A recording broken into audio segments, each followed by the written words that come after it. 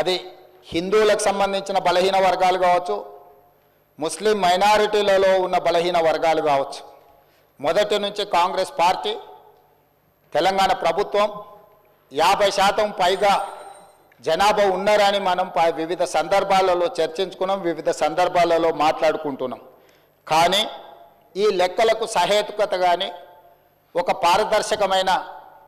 ప్రభుత్వ policy document కానీ, లేకపోతే ప్రభుత్వం ఒక క్రమ పద్ధతిలో సేకరించిన సమాచారం కానీ లేకపోవడం వల్ల ఎవరికి వాళ్ళు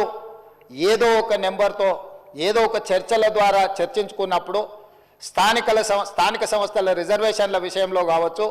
విద్యా ఉద్యోగ రిజర్వేషన్లు కావచ్చు, అమలు చేయాలన్నప్పుడల్లా కూడా న్యాయస్థానాలలో మనకు కొంత ఇబ్బందికరమైన పరిస్థితులు ఉన్నాయి. అధ్యక్ష, ఈ బలహీన వర్గాల జనాభా లెక్కలకు సంబంధించి ఒకవేళ మనం ఆలోచన చేసి ఈ సభలో మాట్లాడుకోవాల్సి వస్తే, ఈ దేశాన్ని బ్రిటిషర్స్ పరిపాలించినప్పుడు 1931లో కులగణన జరిగింది తప్ప, ఆ తర్వాత స్వతంత్ర భారతదేశంలో 75 సంవత్సరాలు పూర్తి చేసుకున్న సందర్భంలో ఎన్నిసార్లు జనాభా లెక్కలేసినా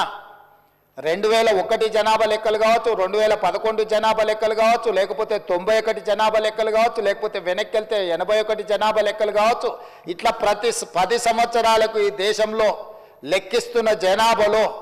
ఎస్సీ ఎస్టీల వివరాలు మాత్రమే పొందపరిచారు తప్ప బలహీన వర్గాలకు సంబంధించిన ఇతర కులాలు ఉపకులాలకు సంబంధించిన వివరాలను ఏ రోజు కూడా పొందుపరచకపోవడం వల్ల 75 సంవత్సరాలు పూర్తి చేసుకున్న ఈ భారత స్వతంత్ర దేశంలో బలహీన వర్గాల యొక్క లెక్కనే లేకపోవడము, బలహీన వర్గాలకు ఒక ఆవేదనగా, ఒక బాధగా మా హక్కులను కాలరాస్తుండ్రు, అసలు మమ్మల్ని మనుషులుగా కూడా మీరు గుర్తించడం లేదు, సమాజంలో జిత్తినే ఆబాది ఉత్తినే ఇస్సదారి అనే ఒక నినాదాన్ని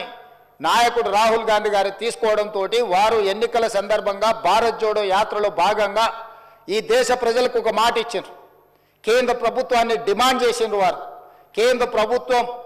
జనాభా లెక్కలు సేకరించినప్పుడు కులాల ప్రాతిపదికన కూడా జనాభాను సేకరించాలి, తద్వారా ప్రభుత్వం కేటాయిస్తున్న నిధుల విషయంలో కావచ్చు, నియమిస్తున్న ఉద్యోగాల విషయంలో కావచ్చు, ఆర్థిక రాజకీయ ఉపాధి ఉద్యోగ అవకాశాలలో వాళ్లకు సరైన న్యాయం చేయాలి. కాబట్టి దీన్ని ప్రభుత్వము ముందుకు తీసుకువెళ్ళాలి, ప్రభుత్వం పాటించాలి అని డిమాండ్ చేశారు. కానీ కేంద్ర ప్రభుత్వం ముందుకు రాలేదు. అయితే వారు ఆ రోజు ఈ తెలంగాణ రాష్ట్రంలో తమరికి తెలుసు, మహబూబ్నగర్ జిల్లాలో మక్తల్ కృష్ణా నదిని దాటుతూ తెల్లవారుతుంటే రాహుల్ గాంధీ గారు తెలంగాణ రాష్ట్రంలో అడుగుపెట్టి 23 రోజులు మహారాష్ట్ర సరిహద్దుల్లో వారు మహారాష్ట్రకు వెళ్ళేటప్పుడు 23 రోజులు తెలంగాణ ప్రజలకు స్పష్టంగా చెప్పారు, తెలంగాణ రాష్ట్రంలో మా ప్రభుత్వాన్ని ఏర్పాటు చేయండి, నేను తెలంగాణ ప్రజలకు నేను మాట ఇస్తున్నా, మేము అధికారంలోకి వచ్చిన తర్వాత మా ప్రభుత్వం కులాల ప్రాతిపదికన జనాభా సేకరణ చేసి బలహీన వర్గాల లెక్క ఎంతుందో లెక్క తేల్చి వాళ్లకు రాజకీయంగా రిజర్వేషన్లు కల్పిస్తాం, ఉద్యోగ ఉపాధి రిజర్వేషన్లు కల్పించే బాధ్యత మేము తీసుకుంటాం.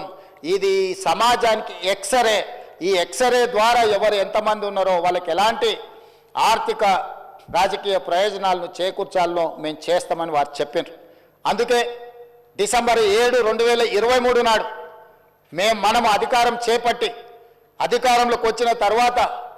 ఎంబడే ఫిబ్రవరి 4 నాడు 2024 నాడు మంత్రివర్గంలో ఆమోదం చేసి ఫిబ్రవరి 6, 2024 నాడు సహచర మంత్రివర్గ సభ్యులు పొన్నం ప్రభాకర్ గారు ఇదే సభలో తమరి అనుమతితో తీర్మానాన్ని ప్రవేశపెట్టినము. ఆ తర్వాత పార్లమెంటు ఎన్నికలు 5-6 నెలలు ఈ ప్రక్రియకు పార్లమెంట్ ఎన్నికల వల్ల విఘాతం కలిగింది. కానీ ఈ ప్రభుత్వం మా నాయకుడు మేము ఇచ్చిన మాట ప్రకారం ఈ సమాజంలో కులగణన జరగాలి, కులగణనలో రాజకీయ ఆర్థిక సామాజిక అన్ని వివరాలను పొందుపరచాలన్న ఆలోచనతోటి ఈ కార్యక్రమాన్ని ముందుకు తీసుకెళ్లాలన్న లక్ష్యంతో మంత్రివర్గ ఉపసంఘాన్ని పెద్దలు ఉత్తమ్ కుమార్ రెడ్డి గారి అనుభవాన్ని దృష్టిలో పెట్టుకొని వారిని దామోదర్ రాజ్ నరసింహ గారిని, పొన్నం ప్రభాకర్ గారిని, దుద్దిల్ల శ్రీధర్ బాబు గారిని, సీతక్క గారిని కమిటీలో పెట్టి ఈ ప్రక్రియను మొత్తం ముందుకు తీసుకువెళ్ళే ప్రయత్నం చేసినాం. ఈ ప్రక్రియలో భాగంగా బీహార్, అంతకుముందు కర్ణాటక రాష్ట్రాలు ఈ ప్రక్రియను చేపట్టి బీహార్ తీసుకొచ్చిన ఈ వివరాలను కోర్టులు కూడా వాటి మీద స్టే ఇవ్వడంతో తప్పిదం జరగొద్దు, ఇది పక్కడ్బందీగా ఉండాలి అని చెప్పి అధికారులను ఆయా రాష్ట్రాలకు పంపించినాం అధ్యక్ష.